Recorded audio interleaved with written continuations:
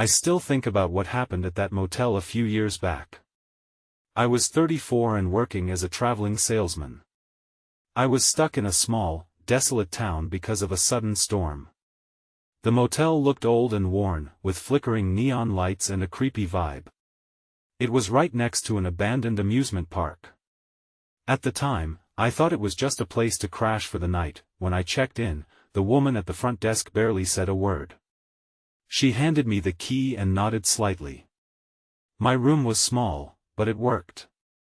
I dropped my bag and turned on the TV. It felt normal enough, so I pulled the curtains closed and got ready for bed. But on the second night, I heard it.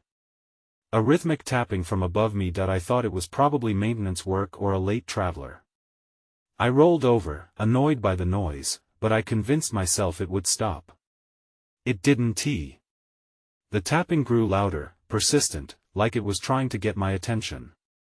I didn't like it, but I figured there was nothing I could do. By the third night, the tapping changed. It turned into loud thumping mixed with echoes of children's laughter. I shot upright in bed that night, my heart racing. I wondered who was even up there. Maybe it was kids sneaking into that creepy amusement park. I thought about calling the front desk, but I couldn't. I just buried my head under the pillow, hoping the sound would go away. The next morning, I woke up to a dirty handprint on my window. My heart dropped. It was right there, at eye level. I jumped up, looking around. I was alone, but I felt a chill run down my spine. I grabbed a towel and tried to wipe it away, but it wouldn't budge. It had to be a prank, right? Then there was the TV. I left it off all day. But when I got back to my room, it flickered on and off. I knew I didn't touch the remote. I felt uneasy. Something was wrong, but I couldn't figure out what. That last night was the worst. I felt like I was being watched. I jumped at every little sound. I tried to focus on my work, but the laughter and thumping haunted me. I knew I should leave, but I had one more meeting in the morning. Finally, I decided to take a shower. As I stood there, I heard heavy footsteps above me. The sound was coming closer. My heart pounded in my chest. I was terrified. I didn't know if I should investigate or just get out. Before I could decide, I heard one last sound, a child's laugh echoing through the room. It was clear and strange. Then the footsteps suddenly stopped. I froze, paralyzed by fear. I wasn't ready to face whatever was up there. I just wanted out of that motel, but it was too late now. When I finally mustered the courage to step out of the shower, the oppressive weight of dread settled back onto my shoulders. I wrapped a towel around me and stood there, listening, trying to convince myself that the sounds were just figments of my imagination. But deep down, I knew they weren't. I needed to distract myself. So, I sat on the edge of the bed and pulled out my laptop to finish up some emails. I figured if I focused on work, I could ignore what was happening around me. I was about halfway into a message when the flickering of the overhead light caught my eye. The moment it dimmed, a cold chill swept through the room. That's when I noticed something on the wall, a shadow. It wasn't one of my own. It shifted quickly, almost like it was playing hide and seek. I blinked hard, trying to convince myself it was just a trick of the light, but my heart raced all the same. The thumping sounds had started again, but now they were joined by whispers. Tiny voices, drifting in and out like a song from a distant radio. I couldn't do this anymore. I jumped up, grabbed my phone, and headed for the door. I was done with this place. But right when I reached for the handle, the whispers became clear, forming the words, "Don't go." I froze. The voice sounded like it was coming from right behind me. My mind screamed at me to turn around, but my body betrayed me, rooted in fear. Seconds felt like hours. A bead of sweat trickled down my back. Finally, I gulped and slowly turned. Nothing. Just the empty room. I needed air. I dashed outside, almost stumbling down the stairs. The storm had cleared, leaving an eerie stillness in the air. I walked to my car, fumbling with the keys. Every creak of the building behind me made me look back. When I saw it standing at the window above me was a small figure, illuminated by the dim light of my hotel room. A child, or at least I thought it was a child. The figure stared down at me, unmoving. My breath caught in my throat that I didn't wait to see more. I got in the car and slammed the door, the engine roaring to life and shattering the silence. As I backed out, my heart raced. I didn't look back at the motel. The feeling of being followed gripped me the entire way home, but when I reached a safe distance, doubt crept in. Was it real? Had I imagined it all? I tried to push it out of my mind. But then I received a call. It was my boss, telling me that the meeting had been cancelled. The relief was short-lived. I hung up the phone and glanced in the rearview mirror. I swore I saw the same little figure standing at the edge of the motel parking lot, watching me drive away. The fear returned with a vengeance. What was going on in that place? I asked myself. I needed answers. I decided right then that I had to go back. The next morning, I could hardly think. I hardly slept, tossing and turning while visions of that little figure danced behind my eyelids. I knew I had to return to the motel. The pull to uncover the truth was stronger than my fears. I had to know what was happening. That I drove back, every mile pushing my heart deeper into my stomach. The sky was overcast, a grim match for my mood. As I pulled into the parking lot, a sense of dread washed over me. I hadn't planned what to say or who to ask. But as I narrowed my focus on the office, I noticed an old man behind the desk. His eyes were wary but kind, and they flicked up at me as I stepped inside. "Can I help you?" he asked, his voice cracking like pavement beneath my feet. That I took a deep breath, summoning courage. "I'd like to ask about a room 7, if that's okay." His expression shifted, and for a moment, the kindness fled his eyes. "That's an old room. Been through some things, that one." I swallowed hard. "What do you mean by things?" He looked around as if expecting someone to overhear. "Just, don't go near it. People don't stay long there." "Why not?" He hesitated, then leaned closer. "I can't say much. Just don't go exploring. If you see anything, you best ignore it." The warning sent chills down my spine, but my curiosity outweighed my caution. "I need to know. I saw something, a child." He recoiled slightly, his face paling. "You should leave it be," he murmured, almost pleading. I felt a surge of frustration. "What happened?" His gaze drifted to the window, then back to me. "Folks say it's haunted. A girl went missing years ago. Room 7 hasn't been the same since." A missing girl. The whispers I heard echoed in my mind. "Can you tell me anything else?" "That's all I know," he said. He straightened up, snapping back to a more professional demeanor. "If you want the room, I'd recommend you take a different one. We have others." I knew I should listen, but the idea of shying away from the truth felt suffocating. "I'm taking room 7, I stated firmly. After tense moments, he finally nodded. "Just, be careful." The key felt heavy in my palm as I walked to the room. Each step amplified doubts, but I pushed them away. I had to confront whatever was there. As I opened the door, the air felt stale, like a forgotten basement. I stepped inside, the door creaking ominously behind me. The room was dimly lit, the curtains blocking any daylight that tried to seep in. Then, I heard it. A faint, childlike giggle floated through the air, sending shivers down my spine. My blood ran cold. I froze in place, recalling the warnings. "Hello?" I called out, my voice trembling. Silence met me. I took a tentative step forward into the gloom. The laughter came again, sounding more like a whisper. "Come play with me." I turned the corner into the small bathroom, where the laughter grew even louder. It felt like the walls were closing in. I reached for the light switch, but the moment I flicked it, everything went dark. "Don't you want to play?" A voice whispered girlily in my ear. My heart surged.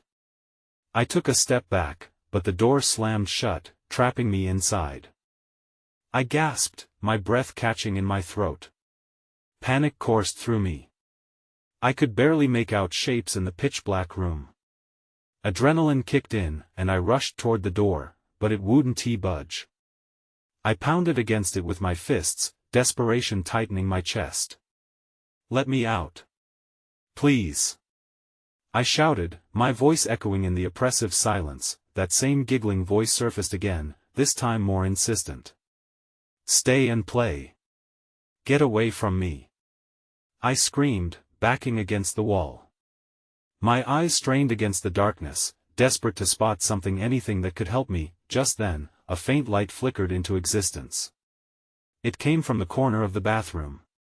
I squinted and saw a small figure, the child from my dreams. She had straight, unkempt hair and wore a little dress, the edges tattered and faded. Her eyes glimmered with mischief. "Come on," she said sweetly, tilting her head. "It's fun here." "Why are you doing this?" I asked, my voice shaky. She didn't answer. Instead, she laughed again, a sound both enchanting and haunting. Each giggle gripped my insides. I felt drawn to her, but my instincts screamed to run. "Don't you want to play hide and seek?" Her tone was almost hypnotic. "I'll be it." Suddenly, the lights flickered on, bathing the bathroom in dull, flickering fluorescence. The figure was gone. My heart raced. I stumbled out of the bathroom and into the room, desperate to find a way out. The door remained as solid as before. I felt the familiar chill creeping along my spine, wrapping tight around me. I could still hear her laughter, echoing in the air. "Is this a joke?" As if in response, the room began to shake. The walls trembled, and I gripped the edge of the sink to steady myself. The giggles morphed into faint cries, as if a wave of emotion crashed around me. I closed my eyes, wishing it all away. When I opened them again, a heavy silence enveloped the space. I could hear my heart pounding now. It was deafening. I thought maybe it had all been in my head. Then, out of the corner of my eye, I caught movement. Peering into the mirror, I couldn't believe what I saw. The little girl appeared behind me, her face twisted into a grin that sent a jolt of fear through me. "Ready or not, here I come," she sang, and with that, she vanished. In that instant, the door flew open, almost pulling me through. I bolted into the hallway, breathing hard. I had to get out. But standing in the corridor was the old man from the office.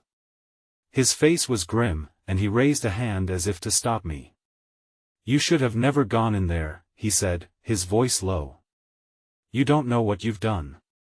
I wanted to ask him what he meant, but instinct took over. I dashed past him, confusion mingling with the fear that surged through my body. Just when I thought I was free, I heard it again, the laughter. But this time, it wasn't just in my head. It echoed in the corridor, surrounding me, as if the whole motel had come alive with it. I ran down the hallway, my feet pounding against the worn carpet. The laughter chased me, the sound wrapping around me like a heavy fog. I glanced behind, but the corridor was empty, the old man nowhere in sight. What was happening? I needed answers, but my mind screamed to keep moving. I turned a corner and nearly collided with the wall. A flickering light bulb rattled overhead, casting erratic shadows that danced in my peripheral vision. I pressed forward, my heart racing with every step. I reached a stairwell and rushed down the steps, desperate for an escape. As I hit the bottom, the laughter grew louder. It echoed off the walls, twisting into something more sinister. My instincts told me to flee, but an overwhelming urge to look back gnawed at me. I took a deep breath, forcing myself to turn around. The hallway was still empty, but then, out of nowhere, a door creaked open across from me. I squinted in its direction just as a shadow flitted past the threshold. My breath caught again. "Please, no," I whispered. Curiosity pulled me closer against my better judgment. I stepped toward the door, which was slightly ajar. I gripped the handle, hoping against hope that maybe, just maybe, I could find an explanation, or even a way out. "Don't you want to play with me?" The voice was right behind me, playful and eerie. I spun around, but there was nothing there, just the empty hallway. My chest tightened as I turned back to the door. It swung open on its own, revealing a dimly lit room. The air felt heavy, thick with a kind of dread that made my skin crawl. That I stepped inside, and as I did, the laughter returned, louder and more chaotic. My heart raced, the sound clawing at my sanity. I forced myself to look around.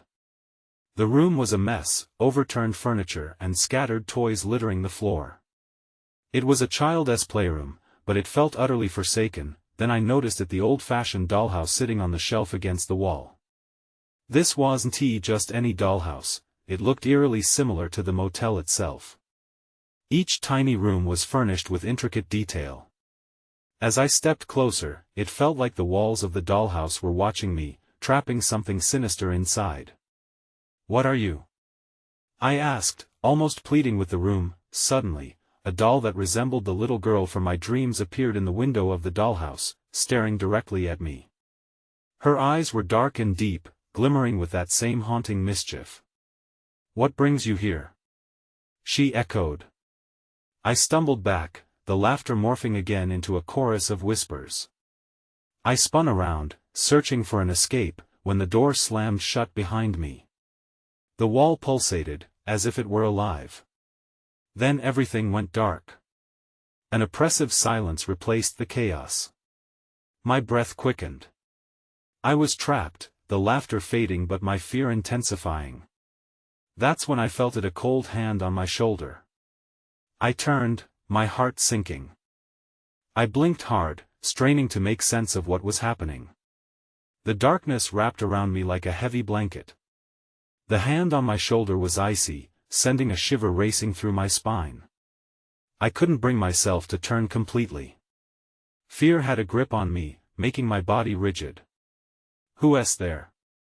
I managed to whisper, my voice shaky. There was no response. Just silence, thick and suffocating. The chill spread, creeping up my neck, and I felt the hand slide away.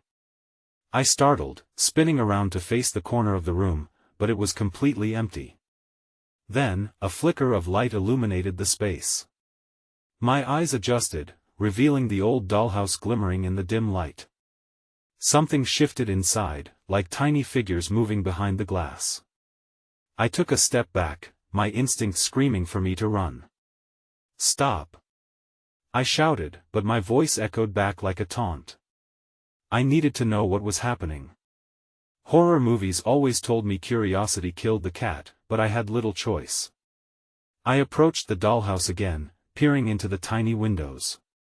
That's when I saw it, a doll inside, identical to me, locked in a permanent smile, its glassy eyes wide and expectant. My heart raced as I took another step closer. Suddenly, the walls creaked, and the laughter returned, this time sharper, more mocking. "Play with us," the voices sang, intertwining in a chilling melody. I gripped the edge of the dollhouse, feeling the vibrations pulsing beneath my fingers. A wave of vertigo hit me, as if the room itself was shifting, folding in on itself. I staggered back, desperate for the door, but it remained firmly shut. "Go away!" I yelled, panic clawing at my throat. My pulse thundered in my ears. In a moment of desperation, I focused on the dollhouse. "What do you want from me?" I screamed, ready for an answer I didn't want to hear. The laughter stopped suddenly, replaced by a deafening silence. The doll that looked like me moved. Its tiny mouth opened, and I could swear I saw it whisper something. Panic coursed through me as the whispers grew into a cacophony inside my head. I clasped my hands over my ears, but the sound echoed within, relentless and cruel. Then the doll pointed a tiny finger directed straight at the door. "Let her stay," it commanded, a direct echo of the voice I had heard before. I froze. The weight of its gaze bore down on me. I felt the chill returning, wrapping around my legs, pulling me toward the dollhouse. I stumbled, trying to resist, but it was like being caught in a fierce current. Just then, the door burst open, flooding the room with harsh light. I squinted against it, desperate for a way out. The laughter faded to a murmur, just a shadow in the background. "Leave her alone," someone shouted from the doorway. I turned to see a figure outlined in light. For a brief moment, I let hope seep in. "Who are you?" I gasped, heart racing, but the voice was drowned in the sudden surge of chaos around me. Everything started to shake, and I felt myself being pulled toward the dollhouse. The dark, twisted energy swirled, growing, becoming an entity all its own. "Help me!" I cried out, but the room was spinning.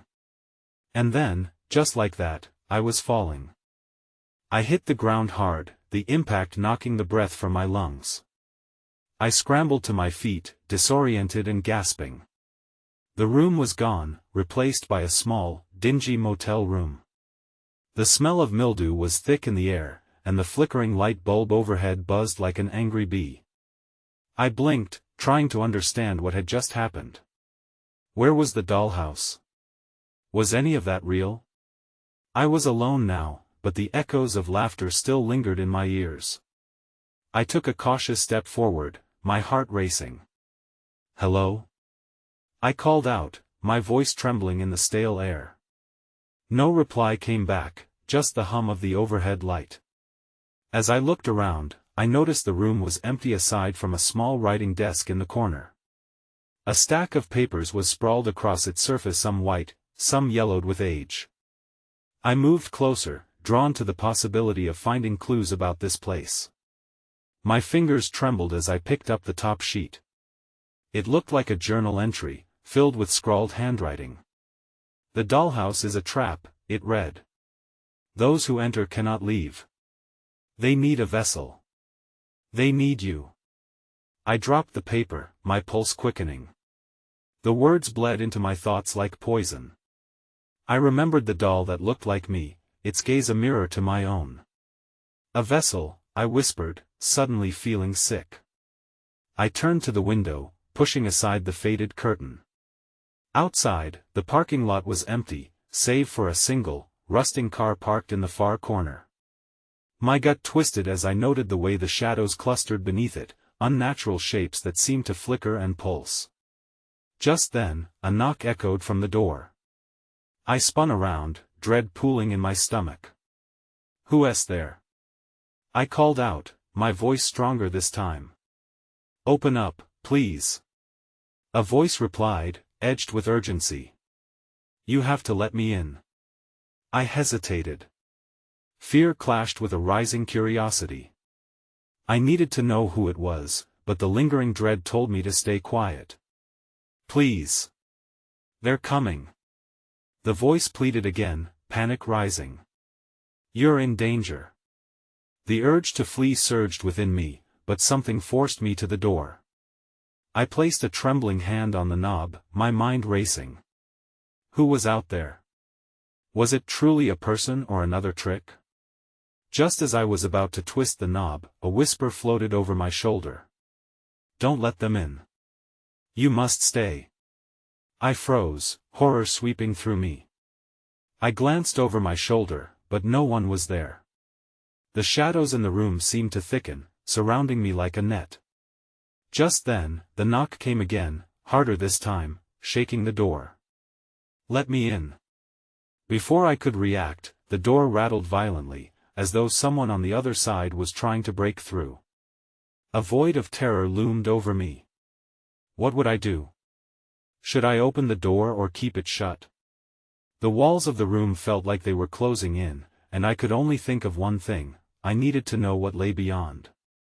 The decision was suddenly taken from me as the door burst open, revealing a figure silhouetted against the light. My breath hitched in my throat at the sight of their face. "Help me," they begged, but the moment froze in time when I recognized who it was. My heart raced as I stared into the face that mirrored my own. It was me, or at least someone who looked just like me. The same wide eyes, the same disheveled hair. My double was drenched in panic, her expression twisted in fear. "What, how?" I stammered, backing away. "Don't let them in. They'll take you," she pleaded, glancing nervously over her shoulder. The urgency in her voice sent chills down my spine. "What do you mean? Who's coming?" She shook her head, her eyes wild. "There's no time. Just trust me. You have to come with me." The shadows in the room deepened, crawling along the walls as if alive. I felt trapped, like I was standing in quicksand. "I don't understand. You look like me, but who are you?" "I have to explain later," she said desperately. "They're about to break through. You don't have much time." Her words hung in the air, heavy with dread. I glanced at the door, the splintered frame a reminder of how easily it had been forced open. "You're not a trick, right?" I'm not. I promise. We're running out of time." A loud thud from the door made us both jump. The hairs on my neck stood up. Whatever was out there was getting closer. "Come on." My double grabbed my arm, and I instinctively pulled away. "No. Trust me. We need to go now." With hesitation clawing at my insides, I gave in. I didn't have another choice. Taking a deep breath, I nodded slowly and stepped forward. Her expression softened, relief flooding her features like a rising tide. She darted past me, her hand grasping for the doorknob. I followed, swirling uncertainty in my gut. We stepped into the hallway, and the stale air felt weighty. The buzzing overhead light flickered ominously as we rushed down the corridor. "Where do we go?" I managed to ask, still trying to wrap my head around this bizarre turn of events. "Just keep running. We can't stop."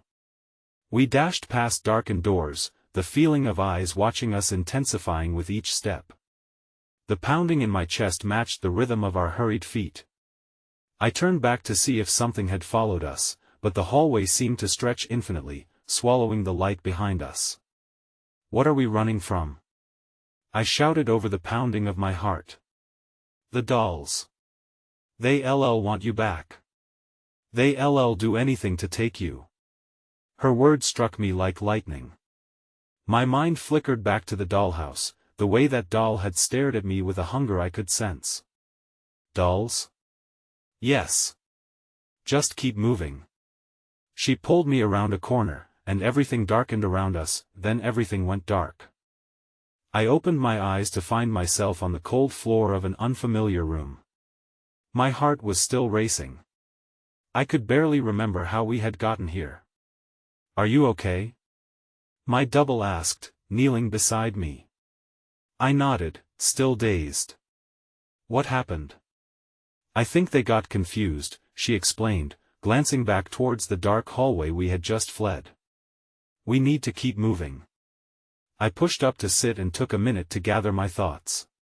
The room looked like a motel, a tiny place with peeling wallpaper and a flickering light fixture. But the ambience felt wrong, like it was filled with hidden dangers. "What do you mean by they?" I asked, my voice shaking. "The dolls," she whispered, fear etched into her features.